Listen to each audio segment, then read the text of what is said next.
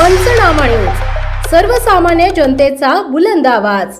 नवापूर तालुक्यातील आदिवासी विकास प्रकल्प अंतर्गत असलेल्या बंधारे येथील आश्रमशाळेच्या 13 विद्यार्थ्यांना मधमाशांचा हल्ला, जखमींवर जिल्हा रुग्णालयात उपचार सुरू।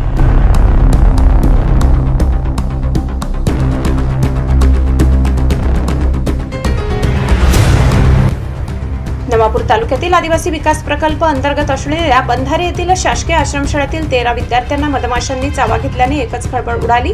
बंधारे येथील शासकीय आश्रमशाळेतील इयत्ता 2री ते 6वी शिक्षण घेणारे 7 ते 12 वयोगटातील विद्यार्थी संध्याकाळी 6 वाजता शाळेच्या मागील बाजूला खेळत होते। शाळेतील एका खिडकीला मधमाशांचे मोठे पोळे लागले होते। विद्यार्थी खेळत असताना अचानक मधमाशा उडाल्या आणि विद्यार्थ्यांना चावा घेण्यास सुरुवात केली।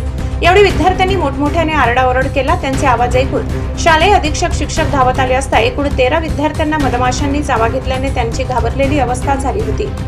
सर्व विद्यार्थ्यांना रिक्षात टाकून विसरवाडी ग्रामीण रुग्णालयात उपचारासाठी दाखल करण्यात आले। मात्र यातील 3 विद्यार्थ्यांना उलटी मळमळचा त्रास होऊ लागल्याने त्यांना तातडीने 108 रुग्णवाहिकेच्या मदतीने नंदुरबार जिल्हा रुग्णालयात हलविण्यात आले। 10 विद्यार्थ्यांची प्रकृती स्थिर असल्याने त्यांना औषधोपचार करून रवाना करण्यात आले। यावेळी विसरवाडी येथील पोलीस ठाण्याचे सहाय्यक पोलीस निरीक्षक नरेंद्र साबळे, पोलीस उपनिरीक्षक किरण पाटील, पोलीस कॉन्स्टेबल निखिल ठाकरे, दिनेश पाडवी यांनी दवाखान्यात विद्यार्थ्यांची भेट घेतली। कुठं होतं मधमाशा? या खिडकीला होत्या का शाळेच्या? मग तुम्ही तिथं काय करत होते?